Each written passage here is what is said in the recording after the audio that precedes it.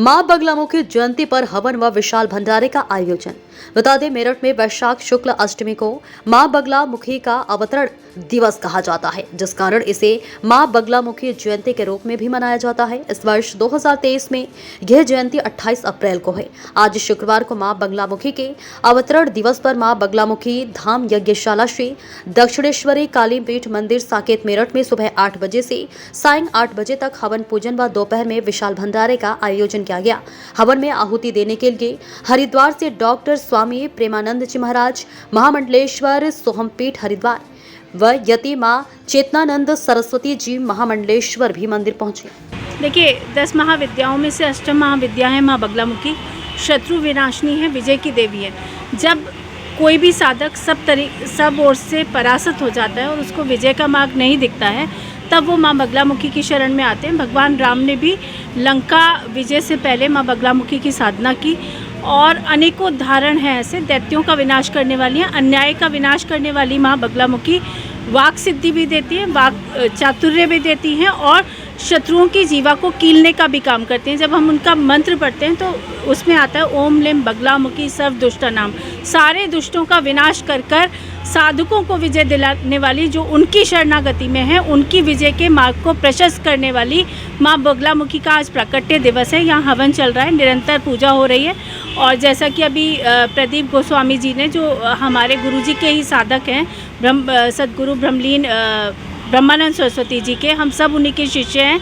उन्होंने ही हमें इस मार्ग पर लगाया है और इस मार्ग पर हम निरंतर मां बगलामुखी की साधना कर रहे हैं। यहाँ पर नेता आते हैं ताकि उनकी विजय का मार्ग प्रशस्त हो। IAS PCS अधिकारी आते हैं। यहाँ जो लोग वाद विवाद में फंसे हुए हैं, न्यायालयों में जिनको विजय प्राप्त नहीं हो रही है, वो सभी लोग यहाँ माँ की साधना के लिए आते हैं और माँ निरंतर उन लोगों की मददगार होती है जो सत्य निष्ठा के आधार पर किसी भी साधना को करते हैं।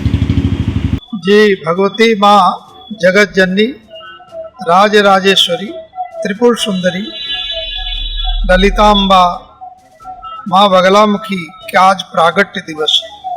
इन्होंने भंडासुर दैत्य का नाश किया था। जब देवताओं के ऊपर भी आपत्ति आती है तब माँ बगलामुखी की शरण में जाते हैं। इसलिए भगवती की उपासना में कहा जाता है वादी मूकति रंकति क्षितिपति वैश्वा नरः सीतति क्रोधी शांतति दुर्जना सुजनति क्षिप्रानुगा खंजति गर्वी खरवति सर्वविच्च जड़ति त्वदयंत्रिणा यंत्रिता श्री नित्ये बगलामुखी प्रतिदिनम कल्याणी तुभ्यम नमः। भगवती वादी मूकति, जो वादी होती, वाद विवाद होता, मुकदमे होते हैं, वो मूक हो जाता है, बोल नहीं पाएगा, माने शत्रु पे विजय कराती है। वादी मूकति रंकति क्षितिपति, जो बहुत गरीब आदमी वो भी भगवती की उपासना करता है तो राजा बन जाता है। इसलिए राजेश्वरी को देने वाली और शत्रुओं का विनाश करने वाली। यही कारण है कि बड़े बड़े राजनेता और गरीब अमीर जो मुकदमों में फंसे हुए वो लोग भगवती की शरण में आते तो विजय प्राप्त होती। वादी मूकति रंकति क्षितिपति वैश्वा नरः सीतति क्रोधी शांतति, जो आपके ऊपर कोई क्रोध करता होगा वो भी शांत हो जाएगा। ये माँ का चमत्कार है। आज कलिकाल में भगवती की बहुत उपासना होती है।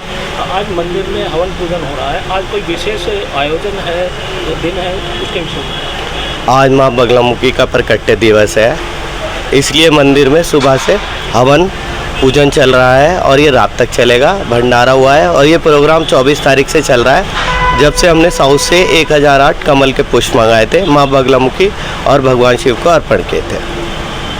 मान्यता है लोग यहाँ आते हैं तो क्या विशेष जो है?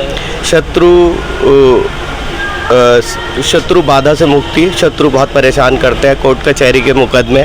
नेता लोग आते हैं चुनाव जीतने के लिए, चुनाव में विजय प्राप्त करने के लिए, या कई बार वो भी किसी स्कैम में फंस जाते हैं, इसलिए आते हैं। आज कई बीजेपी और कई पार्टियों के जो है यहाँ हमेशा ही नेता लोग आते रहते हैं, IAS PCS अधिकारी आते रहते हैं, अभिनेता आते रहते हैं और छोटा गरीब आदमी भी आता रहता है, क्योंकि माँ बगलामुखी सभी की सुनती है। और आज मेरे गुरुदेव भी आए हुए हैं और मेरी ये दीदी माँ भी आई हुई हैं, चेतना दी।